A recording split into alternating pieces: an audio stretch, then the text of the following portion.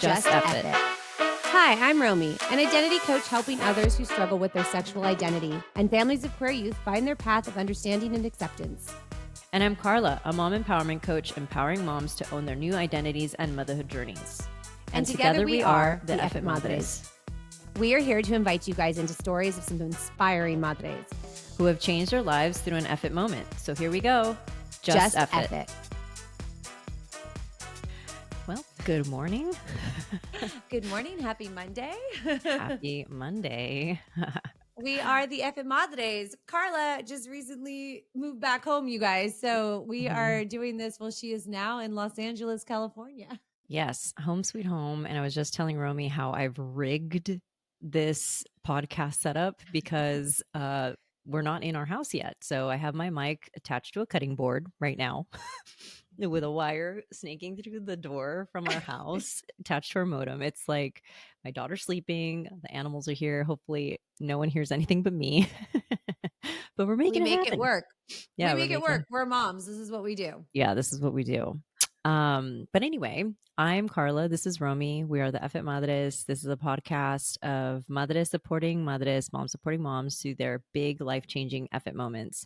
So we've had women on who have gone through them and are in the midst of them like we are or want them. But basically it's those moments where we just decide to say fuck it and make a huge change in our lives, ultimately for the better, even if it doesn't work out the way that we hoped. It's always usually, from what we've been seeing, for the better because there's a mindset shift, there's change, growth, and overall just a better move forward. So hopefully it inspires other mamas to take that first step because that's always the hardest one.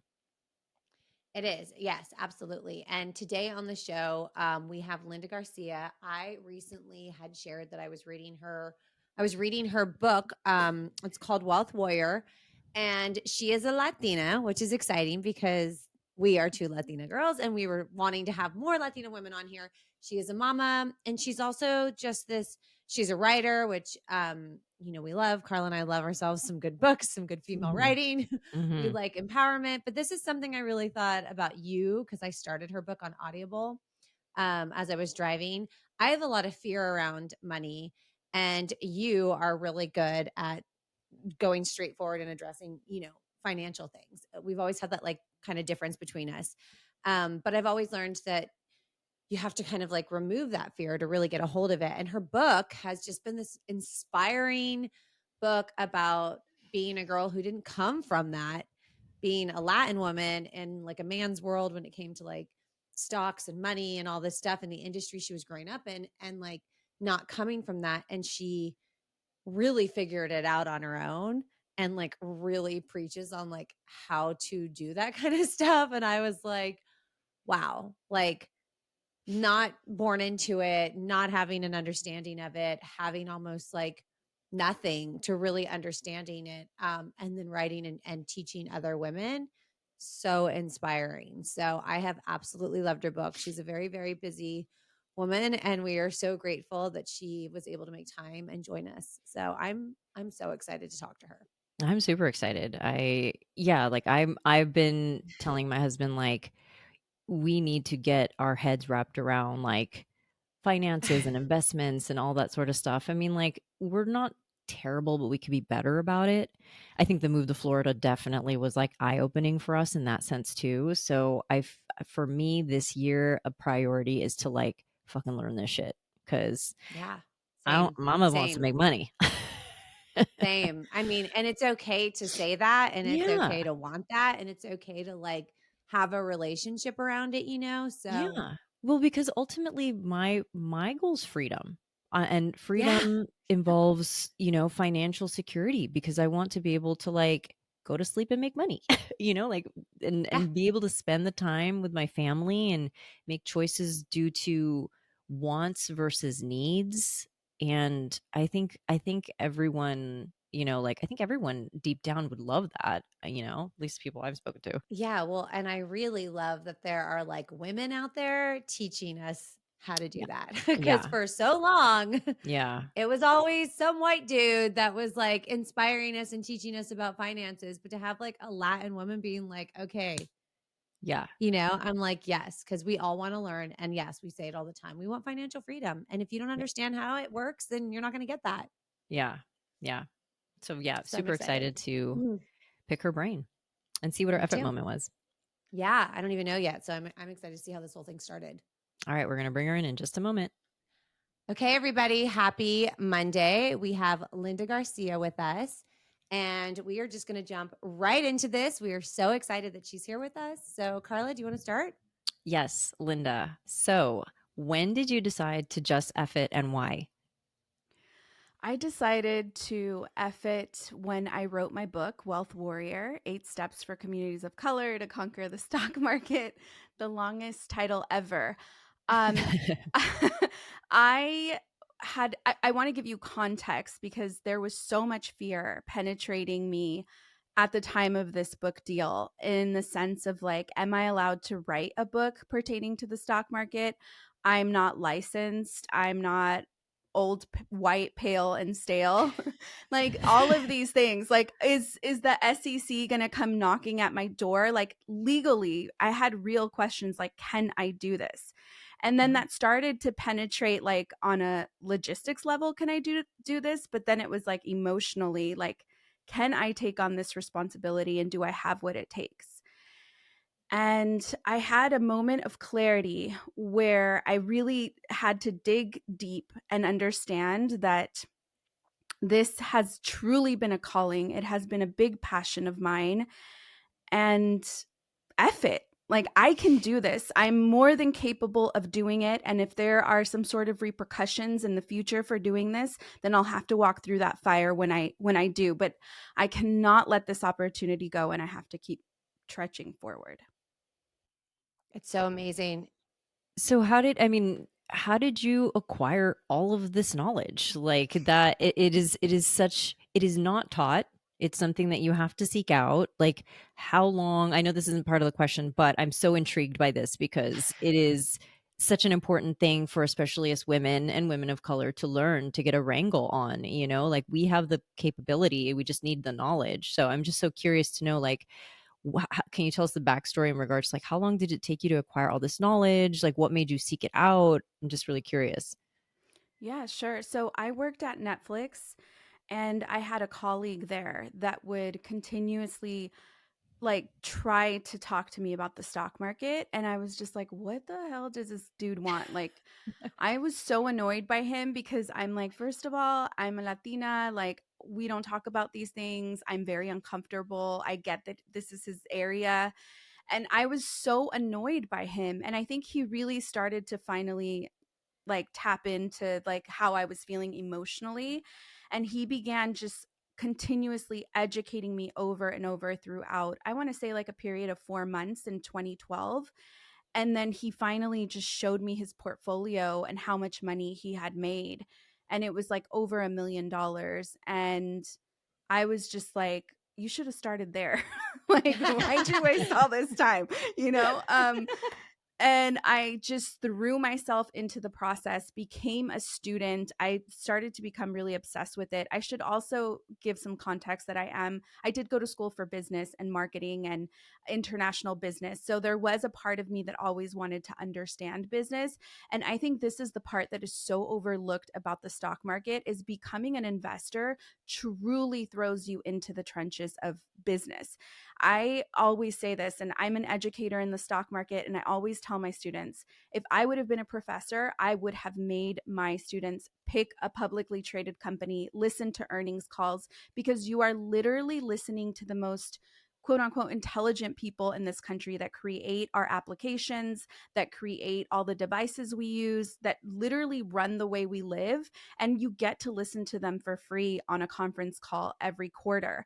So I just became hyper obsessed with the experience. However, it was like a secret. I only shared it with two of my closest girlfriends because I felt like in our communities, like in my community, I'll speak for myself, it's really hard to talk about money, and capitalism is always frowned upon, and I just was afraid to share, like, yeah, I'm an investor, I hold shares, I know all these things. I felt like it was easier to be like pretend I was stupid, which was such that was like the wrong thing to portray, you know, only my closest knew.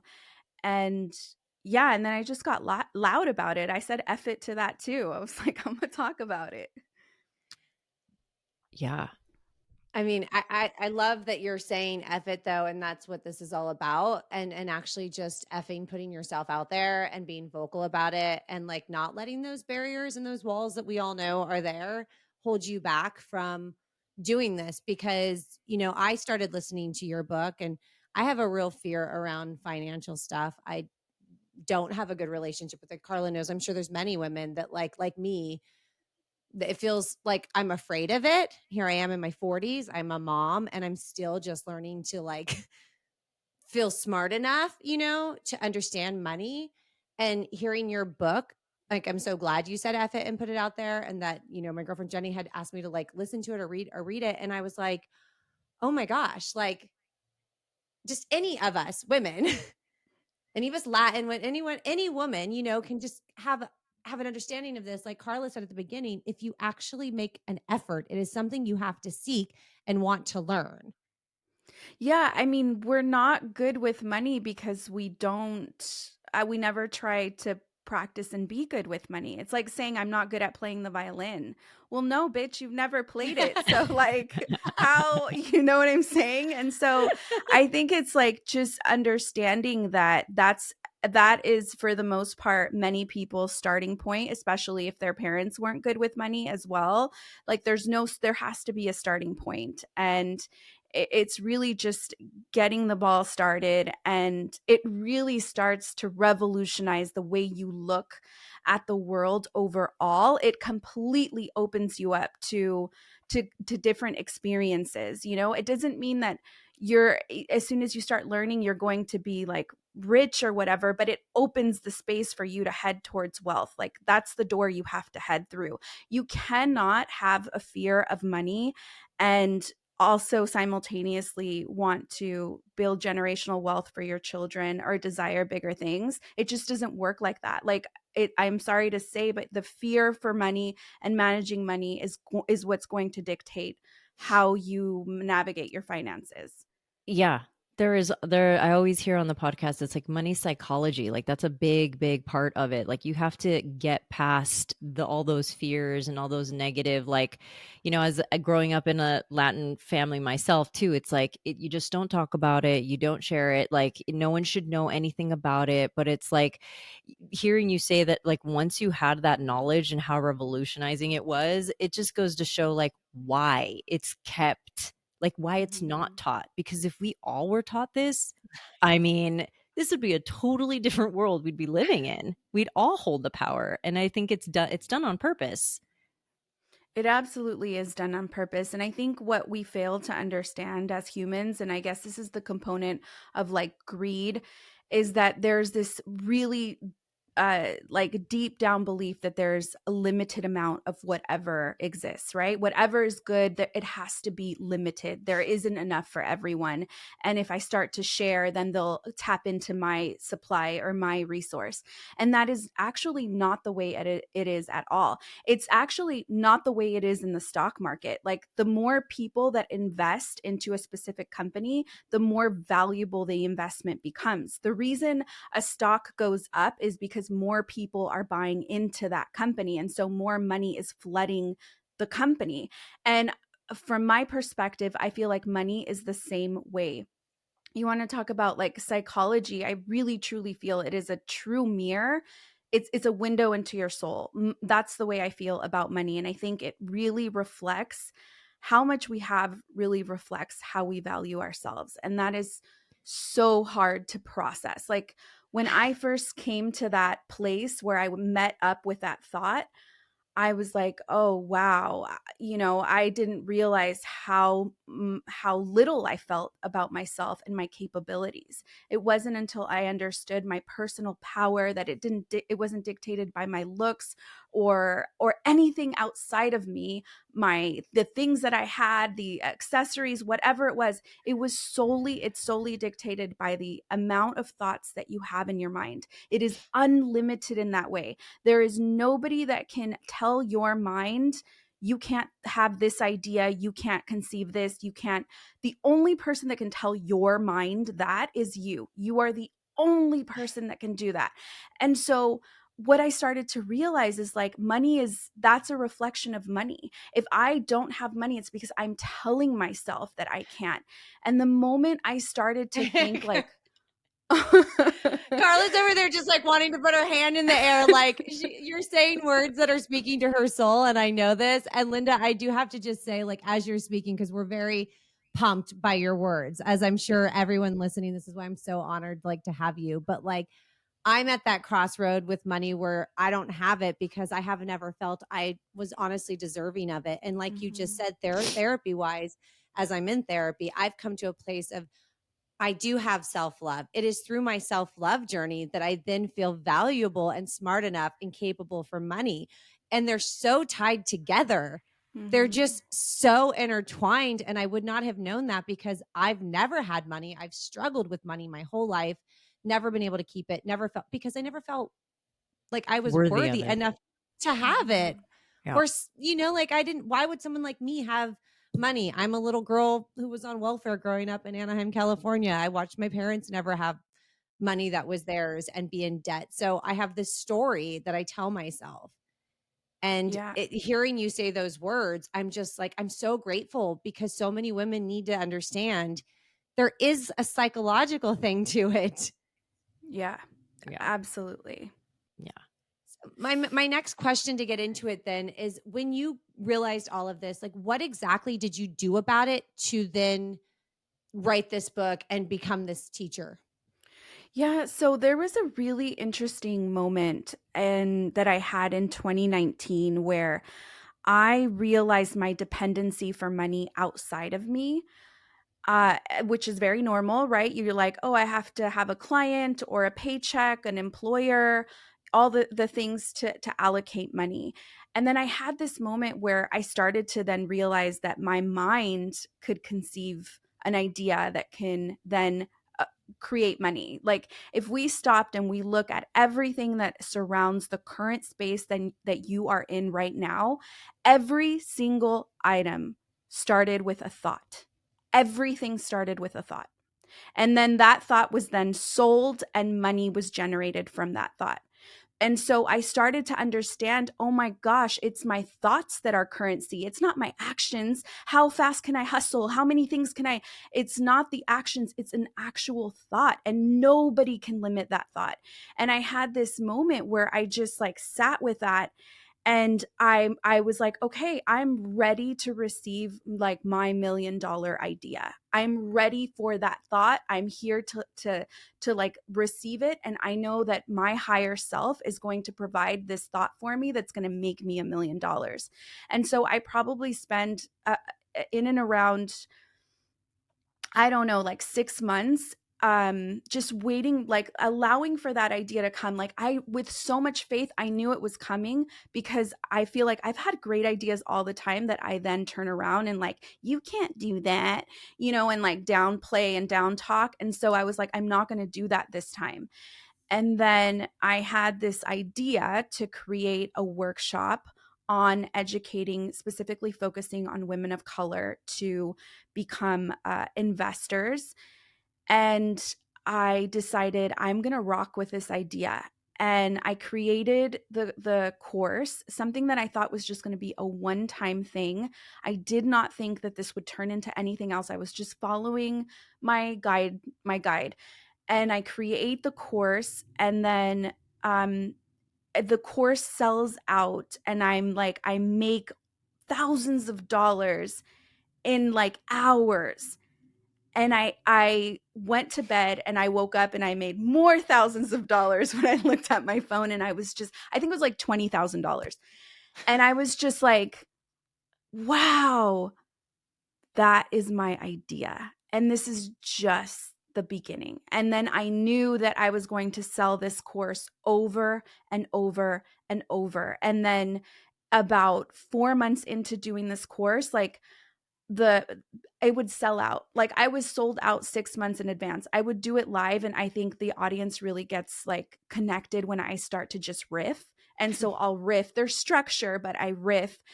And it just spread like wildfire. And then I had a publicist, I'm sorry, not a publicist, a publisher, and one of the biggest book agents that represents one of like the biggest Latina writers, just Latina writers in the industry. She like represents Isabel Allende and just like these crazy writers. I don't know what she was doing paying attention to me, but she joined the course, brought a publisher, and they attended my course several times and they were spying on me. And then within like, I want to say 6 months of doing the course over and over, they said, we think you have a book and we want to offer you a book deal. And there was more like, I mean, my idea has turned into $1 million. But it It's turned been into a book. Ultimately, that's how the book Mhm. started, right? Them taking that. Exactly. This would lead Yes. into, Carla, and I know you want to respond to this because this is very much up your alley. So I'm going to give you time to like give your, and I'm watching your eyes light up. And then the next question is so appropriate for this. Well, the reason that my eyes lit up is when you said that your mind can conceive of these like profitable ideas, and it's like my husband is a prime example. He's an inventor. He invents things that create him a good amount of money that can continue to create him money years after years. And it's all an idea that comes to him and he acts on it. So, like, I always tell him I aspire to be a lot like him because he jumps on these ideas. And that's because he believes in them and he believes in his capability to get it done. And so it is 100%. That's why I was like mind blown because it is, I live with someone that does that. So like I could do it too, you know? So Yes. yes, I 100%, that was an amazing point that you did make. We limit ourselves. We stand in our own Mhm. way. And we do. I think there was a podcast that I heard that said like ideas come to people, but if you don't act on it, that idea will move to someone else and someone else will act on that. So if Mhm. something comes to you and it's good and it feels good, just go for it. Figure it out. Everybody who has those ideas, like how I built this, or like yourself, you didn't know what you were doing, but you just went with it and you kept learning and you figured it out. Like that's how it just happens. All these things that we own and we use, like it came from that idea and they all figured it out. So we could do it too. Yeah. Absolutely. Yeah, yeah. And I wanted to ask you in regards to just like, okay, so once you created these courses and these this course that was doing really well and you had this publisher, this publicist come, like what were your emotions at the time when all of this was happening? What were you feeling? Was there self-doubt still, or were you on like, no, this is going to work? Like how were you feeling? You know, it was a really interesting time because the year before I get these two confused. I had either made 15,000 or 17,000. I did one year 2018 15,000, one year 2018 17,000. Those could be reversed. And so I was, you know, running a small business. I had my own podcast and producing events, and that's what I was profiting for the year. Okay. And so I went from that to sometimes making up to $200,000 in a month. And I couldn't conceive, like, I was continuously having out of body experiences. I never really stopped. Like, I just kept going. I just kept going, kept going. And I think like I got when the book finally came, it really sobered me up. Like it really just planted, like it made me stop.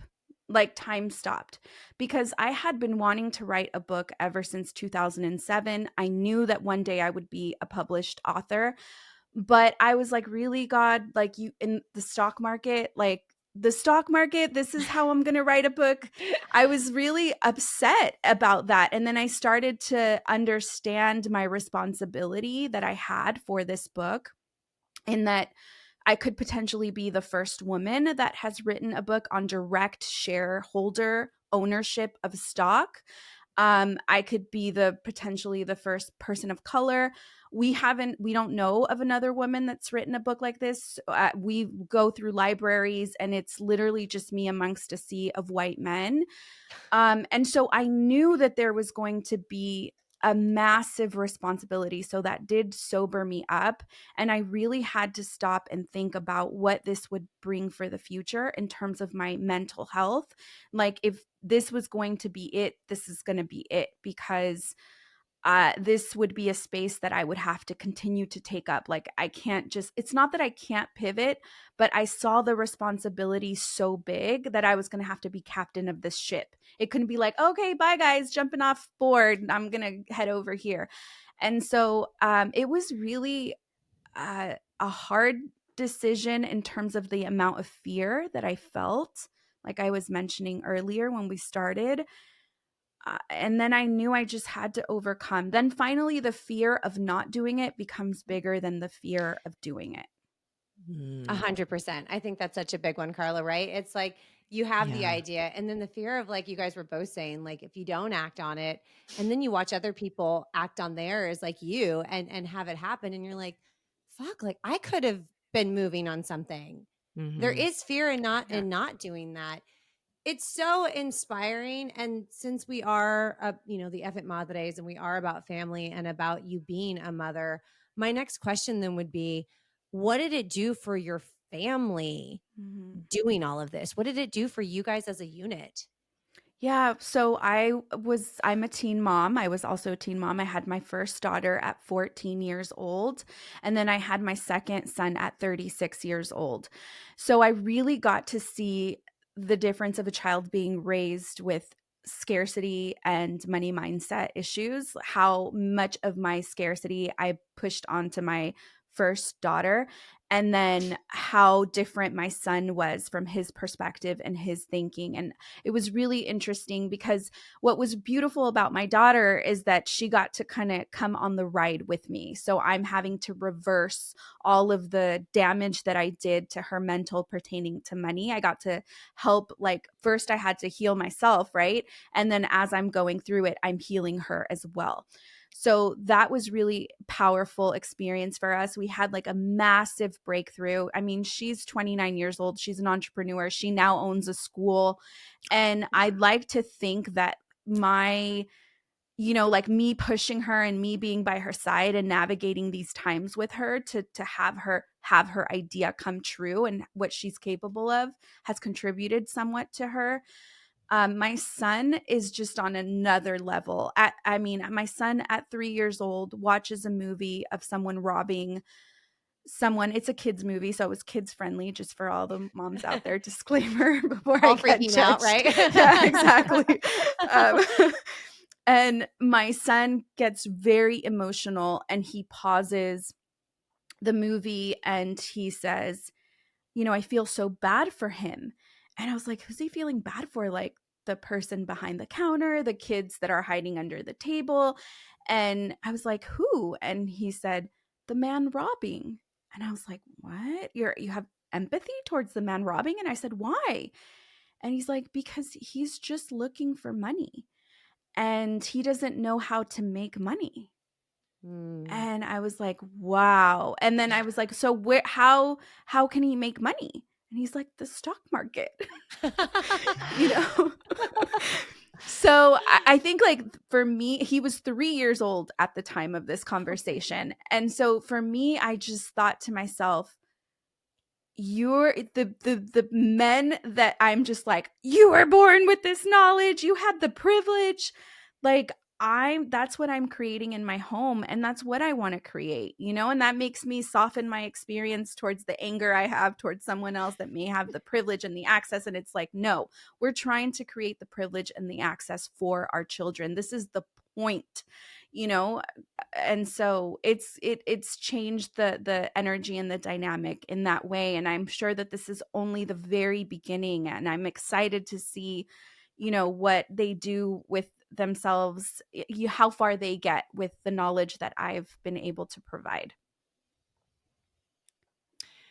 Man, I don't even know what to say. I'm just like, I feel like, with not just with, obviously with money, and I feel like there is a wave of consciousness when it comes to money literacy. Like, a lot of people are like, I can do this. I actually am capable of doing this. But it's also, we as our generation and younger are becoming so much more emotionally intelligent. And I think it's all tied in, that I do feel like these next generation of kids are going to be way more entrepreneurial. They're going to be like, women especially are going to be stepping into positions, making that sort of money that it was just never seen before. So I think it's all tied together with just like becoming emotionally literate, financially literate.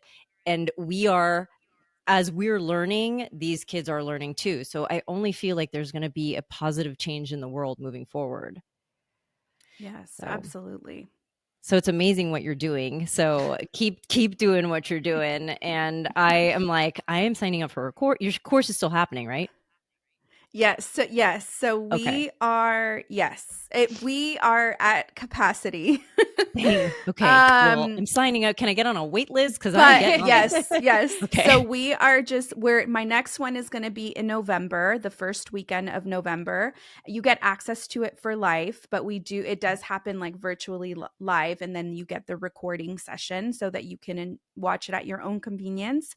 And I'm opening that immediately because there's already people that are like, yeah, Okay. yes.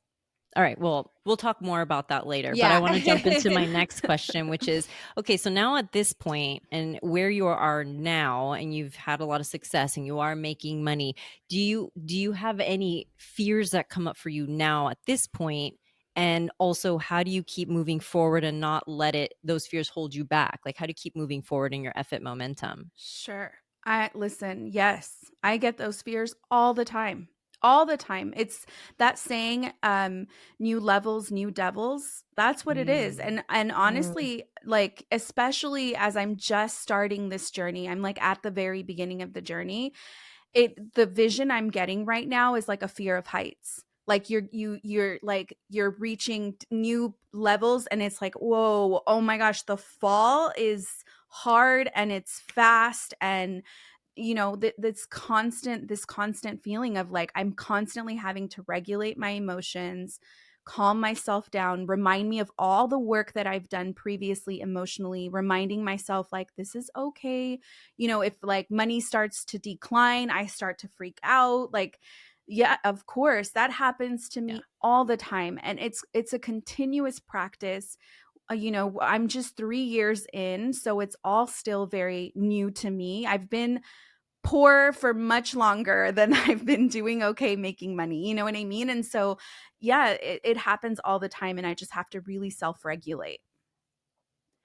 That new levels, new devils is gonna stay with me. That is I've a never heard that before. wonderful And it way. I is, know. yeah. I'm like, that is gonna stick with me because isn't it true, like those fears wherever you are on your religious spectrum, but like the devil, the fears, the negative energy, the negative self-talk wants to hit you every time you overcome something and hit a new high. And the closer you get to your good, it's gonna want to tear you down. So that makes sense that the more successful you get, those new fears you don't know that are out there are going to present themselves, right? To try and bring you down from that success. And it's our personal journey and our story that, like, within ourselves that has to get you past those evil things. You're so inspiring. I want to say this before I go into the next question here. Like, I can't wait. I was saying, like, I just saw the Barbie movie, right? And I was like, I cannot wait to see this with my daughter. She's 7 now. She won't comprehend it at this moment, but for us to be able to share that together is going to be something really amazing. But for us to be able to like read your book together is going to be something really amazing. Like, you've offered something that, like, as a mom, I can't wait to like be able to share this kind of thing with my daughter. Thank you for saying that. She's a little Latin girl, I want her to be raised the way that you're speaking to your children. And I'm so grateful that moms are listening to this because these are the kind of conversations, these are the things that matter that we have with our kids. Mhm. Yes, thank you Mhm. so much. We actually have a community member that recently, like, she's submerged all the way, and she's built her portfolio, and her husband are doing all the things. They've joined the class, and she had this really incredible question that was really took me, like, I can't wrap my head around it, but she was like, do you think that Wealth Warrior, the course, is going to be available when the kids are 18, because we want to write in our trust that they have to finish, they have to take the course and finish the course before they can have responsibility over their money. And I was like, oh my gosh, like Yes. Yeah. and yeah, it just 100%. Like these are the kind of like resources and tools that we don't know are out there. And so getting your voice out there, you speaking, you sharing this, coming on different places like you're doing, like it allows for other families, other women, other moms to hear from wherever they hear it, because we don't know till we know. I mean, I yeah. really truthfully did not know until somebody recommended listening to your book, or reading your book. And I got in the car and I'm like, I know nothing about money. I'm so afraid of money. And I put your book on Audible while I'm driving to my accounts, and the inspiration that I felt and the knowledge you gave me and the power that I was feeling, like I went straight to Carla and was like, "Oh my gosh, you're going to love this." But like it takes people sharing, and Yeah. us all getting people out there, which is what we want to do. And I'm just so grateful for you. Like Thank you. it is something a lot of parents are going to want to share with their children and our little girls and our little girls of color. Yes. Yeah. Yes, Yeah. thank you for being an incredible representation for, women of color, because it's true. It's like it's drilled in our culture that we're not capable and it's not our place. And so thank you for opening it up to us, seeing that we have that power. So thank you. That you're Thank Yeah. making you. you're Thank you it's a Such big for move, you. big movement. You're creating a big movement. And so hopefully we can ride your wave too by learning what you have learned. It's out there for us all to ride, and like Yeah. she said, it's not for just you. And that's what I love your message. It's accessible to anyone, to all of Yeah. us. There's Yeah. room in this world for all of us to have this. This would bring us to the final question, and that would be, what advice would you give to any mom listening right now who is at the moment of having their F it moment? Yeah, absolutely. So, you have to follow your internal guidance system. You have to trust that. That would be my number one advice. And the way you know that your internal guidance system is giving you a message is when you feel fear. A lot of the times when we feel the fear, that's when we pull away and we're like, I'm not going that direction. But that's actually the opposite. So if I could tell you anything, is that everything you want is on the other side of fear. So when you feel that emotion, make sure you trust it, move towards it, and just overcome it, and you will see. You know, I think I mentioned in a previous podcast that like we always look at fear as a negative thing, but it's actually not. And you're right. Like when you are in a moment, or you're in a part of your life where you're just feeling so much fear, it's because something is happening. And so you have the choice to whether you face that fear or you walk away. And so I think that's a really great thing to share with other people out there. If you're feeling immense fear, it's because you're on the verge of something. So try to walk through the door versus keeping it closed. So thank you for saying that, because that's very powerful. Yeah, thank you so much, Linda. We're so grateful. This is the end, and this is where we'd love for you to share with everybody where they can follow you, sign up for your classes, get your book. Please share with everybody listening. Awesome. Thank you so much. You can find my book at Barnes and Noble, your local bookstore, Amazon. There's also the Audible version if you'd rather listen to it. I get to narrate it myself. I had to audition for that. I also, Really? yeah. I also have a course that is called Wealth Warrior, the course, and it's much more, it's a deeper dive. So the book is a really great companion for whenever you're ready to take the course. I would suggest reading the book. And the course happens quarterly. My next one is going to take place in November and then in January. So definitely tap in with me there. I also have a community of mainly female Latinas that is over 400 women that are on Patreon. So definitely check us out there. We have a sliding scale to join, and we just talk about investments and the stock market and just like abundance mindset as well. So yeah, you can find me on Instagram at In Luz We Trust. That is my business handle. And then my personal handle is Luz, Luz, warrior. Ooh, I know Amazing. what I'm doing when I'm getting off here. Yeah. I know. I'm gonna see if my girlfriend and I can sign up for one together, because I'm like, that would be amazing. Yeah. All right. Well, this is the end where we say Just F it.